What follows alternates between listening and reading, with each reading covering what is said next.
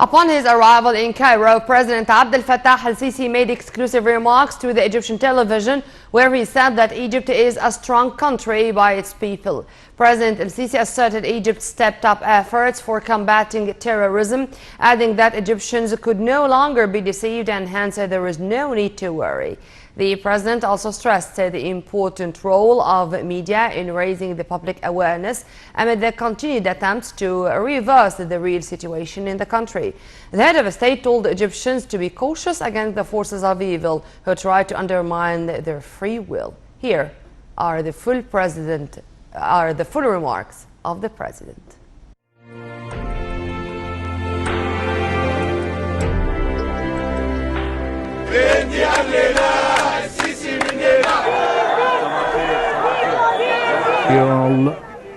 Why you're here? Why you're here now? Yes. You return back peacefully. It be the biggest deterrent for the terrorists and the agents. What would you like to say? I would like to say good morning first. And why is so early here? It's a Friday.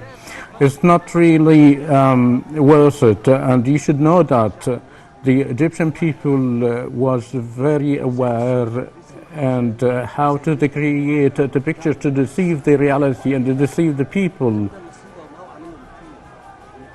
What have been done before, and you're already aware, and they never succeeded. Why? Because of the Almighty God and because of you. You do not have to worry about Sabah. Good morning. Hopefully it was a successful visit, and the Egyptian participation of the UN General Assembly, and of course there was some sort of a respect from the world leaders. And how did they see the new Egypt yet? Everything is doing great from their eye, and I can see that you are listening to what's happening, and believe me, you have to deal with it in a realistic way. This is not actually the real picture. Some sort of the distortion and the electronic messages just to introduce an unrealistic and pictures, and we are very strong, God willing, with you.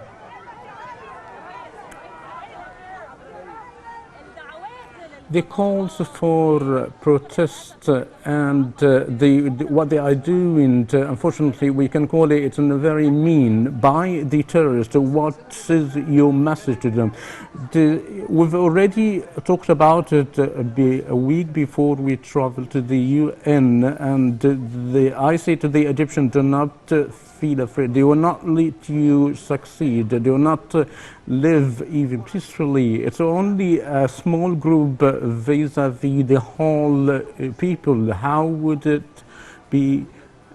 Believe it? And of course the media has a great role to raise the awareness of the different people. The ordinary people and they are fully understand the story very well. The possessions of Egypt by you willing.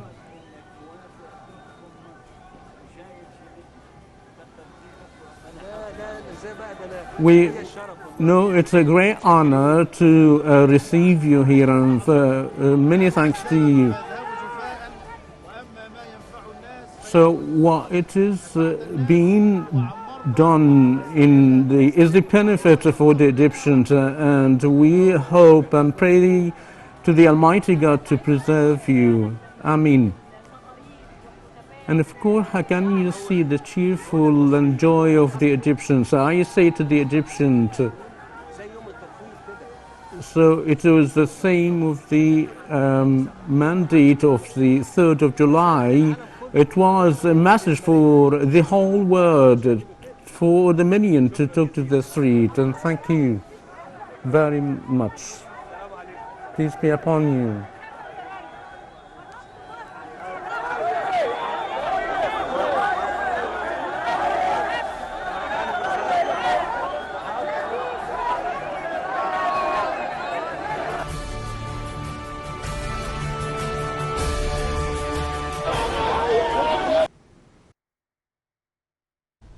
President Abdel Fattah al-Sisi returned home on Friday after attending the 74th UN General Assembly meetings in New York. During his week-long visit to the United States, the head of a state held a flurry of meetings with world leaders, in addition to prominent economic figures, with the aim of enhancing ties with their countries. We have more details. President Abdel Fattah al-Sisi arrived home on Friday after a visit to the United States, during which he participated in the high-level work of the 74th session of the United Nations General Assembly. President al-Sisi held talks with American President Donald Trump on regional and international issues and bilateral relations. American President Trump stressed that President al-Sisi is a true and great leader who did outstanding achievements in a short period of time when he took over shortly before there was chaos and then no longer chaos now. American-Egyptian relations are long-term and are better than ever. The President also held talks with the United Nations Secretary General Antonio Guterres, during which he expressed Egypt's keenness to enhance cooperation with the United Nations with its various institutions in order to help maintain international peace and security and support the priority of the UN General Assembly. The President also met at his residence in New York with the President of the World Bank Group, David Malpass, who affirmed the continuation of the bank's supportive attitude towards the reform and development programs in Egypt as a role model for the region and developing countries, stressing that international confidence in the Egyptian economy has grown. The President also met with the Presidents of France, Portugal, Ukraine, Lebanon, and the Prime Ministers of Britain, Spain, Pakistan, and Hungary, and participated in the Arab Tripartite Summit with the King of Jordan Abdullah II and the Iraqi President Barham Saleh to discuss developments of regional and international issues of common interest. He also held a trilateral summit with the presidents of Somalia and Kenya at the request of the two countries to discuss some controversial bilateral files and work to resolve them. President al-Sisi also delivered Egypt's address to the United Nations General Assembly, during which he discussed several national constants where the Palestinian issue or shed light on a number of Arab and regional issues, stressing that political solutions are the closest way to eliminate conflicts in some areas. During a working dinner organized by the American Chamber of Commerce with senior executives of major American companies, President al-Sisi reviewed the investment opportunities available in Egypt and participated in the high-level summit on climate change. During a meeting with a delegation of leaders of the American evangelical community, the President affirmed Egypt's keenness to uphold the principles of citizenship, equality, non-discrimination among citizens on any religious, sectarian, or other basis, and to consolidate the culture of pluralism and acceptance of the other.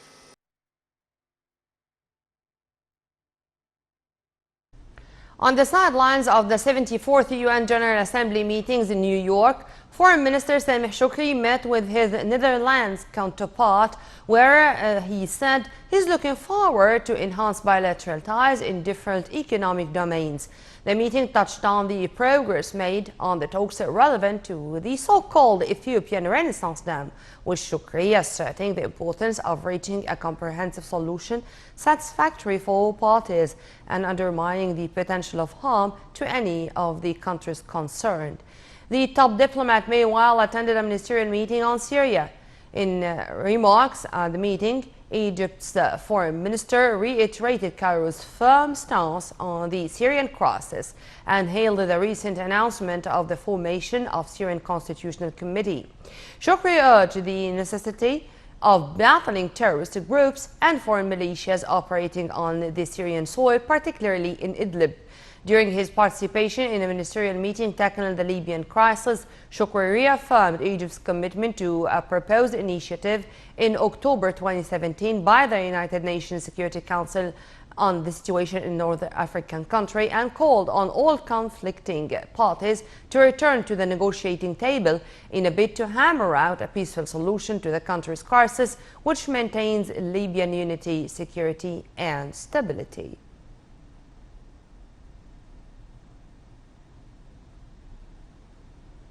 Prime Minister Dr. Mustafa Madbouli said on Friday that the government attached a top priority to water desalination projects and intends to fully depend on them for providing potable water in coastal towns.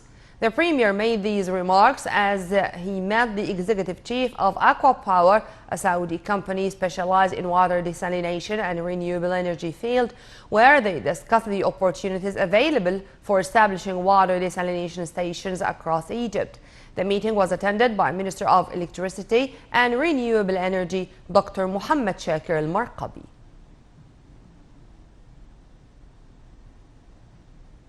The Arab League Secretary General Ahmed Abul Ghait met with UN Libyan envoy Ghassan Salama on the sidelines of the 74th UN General Assembly meetings in New York. The meeting touched on the latest political, security and military developments in Libya, as well as the Pan-Arab Organization's role in supporting any agreement between Libyan parties in order to implement a ceasefire and resume dialogue on a political solution for the country's crisis. Earlier, Abul Ghait attended a UN ministerial meeting in support for the United Nations Relief and Works Agency for Palestine Refugees, UNRWA, and other nations, where he called on the international community to combat any attempts that may hamper the agency's work, which offers support to more than 5.5 million Palestinian refugees.